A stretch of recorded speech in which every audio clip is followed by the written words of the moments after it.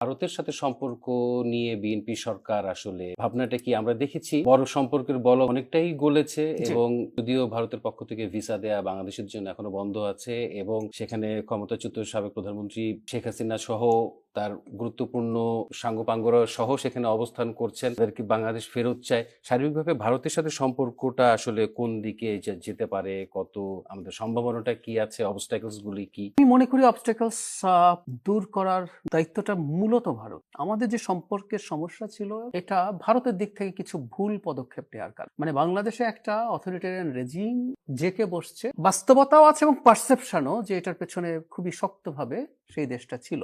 আমি মনে করি ভারত এখন পর্যন্ত তাদের যা যা সিগন্যালস আমি দেখছি, যেমন দেখবেন বেগম খালেদা জিয়া মারা যাওয়ার পর তাদের পররাষ্ট্রমন্ত্রী এসছেন, বার্তা পৌঁছে দিয়েছেন, জনাব নরেন্দ্র মোদী টুইট করেছেন। এই সরকার গঠন হওয়ার সময় তাদের গুরুত্বপূর্ণ মানুষজন শপথে ছিলেন, তারা কাজ করার আগ্রহ দেখিয়েছেন। সো ভারত সম্ভবত একটা রিঅ্যালাইনমেন্ট করছে। আমাদের নীতিটা খুব সিম্পল। এটা ইলেকশনের আগে প্রায়ই প্রধানমন্ত্রী বলতেন, দিল্লি নয় পিন্ডি নয়, বাংলাদেশের স্বার্থ রক্ষা করে আমরা কিন্তু সবার সাথে সুসম্পর্ক চাই। এটা খুবই ইম্পর্টেন্ট। আমাদের দেশে কিছু কিছু মানুষ ভারতের প্রতি এক ধরনের বিদ্বেষ বা ঘৃণা বশবর্তী হয়ে অত্যন্ত আক্রমণাত্মক হয়ে ওঠেন যে এই দেশটার সাথে কোনো সম্পর্ক রাখা যাবে না, এই দেশটার সাথে পারলে একটা যুদ্ধ বাঁধিয়ে দাও। মোটেও কাজের কথা। বাংলাদেশের সাথে ভারতের একটা ওয়ার্কিং রিলেশনশিপ থাকবে, ব্যবসা বাণিজ্য সহ অন্যান্য, ইভেন কোনো কোনো ক্ষেত্রে আমরা স্ট্র্যাটেজিক রিলেশনশিপ। কিন্তু জরুরি ব্যাপারটা হচ্ছে বাংলাদেশ একটা স্বাধীন সার্বভৌম, ওর সরকারের জনগণের প্রতি কমিটমেন্ট আছে, ওটা তাকে রাখতে হবে এবং সেটার ভিত্তিতেই দুই দেশ কোঅপারেট করবে। এতে না দুই দেশেরই প্রচুর গেইনিং এর সুযোগ আছে।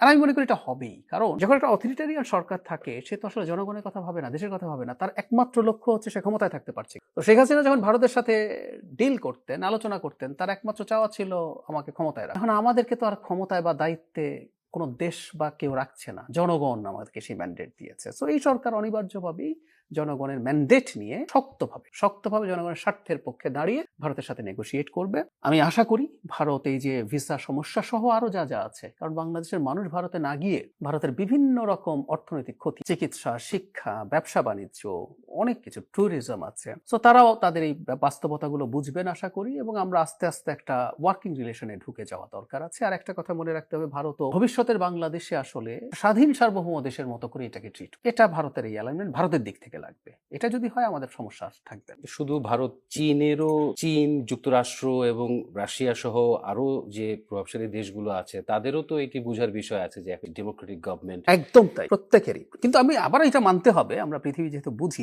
প্রত্যেকেরই security and strategic interest, business interest থাকে। সো নির্বাচিত সরকারকেও সে চেষ্টা করবে তার সাথে অ্যালাইন করতে। কিন্তু নির্বাচিত সরকার একটা আমাদের প্রধানমন্ত্রী যখন কারোর সাথে ডিল করতে যান, উনি সাহস নিয়ে যান 2/3 মেজরিটি, বা আমি জেনারেল মেজরিটি, যদি আমাকে জনগণ ভোট ক্ষমতায় আছে বিকজ অফ দ্যাট, নোবডি আমাকে কোনো না কোনো সাপোর্ট দিয়ে ক্ষমতায় রেখেছে, ভোট চুরি বা অন্য কোনো ক্ষেত্রে, তাই না? এটি আলাদা একটা কনফিডেন্স।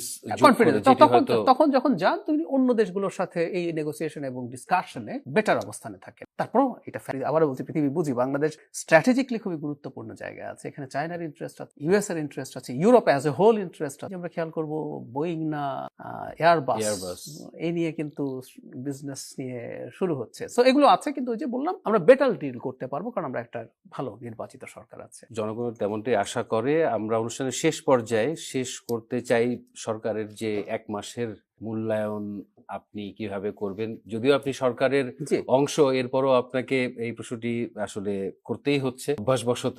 সরকারের 1 বছরের মূল্যায়ন, 1 মাসের মূল্যায়ন। 1 মাসে আমরা অনেক কিছু করেছি, সত্যিই করেছি। 1 মাসে আমরা আমাদের তথ্য মন্ত্রণালয় থেকে একটা ব্রিফিং এর আয়োজন করেছি, খুবই বিস্তারিত তালিকা আছে। কিছু গুরুত্বপূর্ণ কথা আপনি বলেছেন, কিছু ভুলভ্রান্তি আছে, এটা কিছুটা সিস্টেমের প্রবলেম, কিছুটা সরকার চেষ্টা করলো, বাংলাদেশ বিরাট দেশ, কিছু ভুলভ্রান্তি হবে।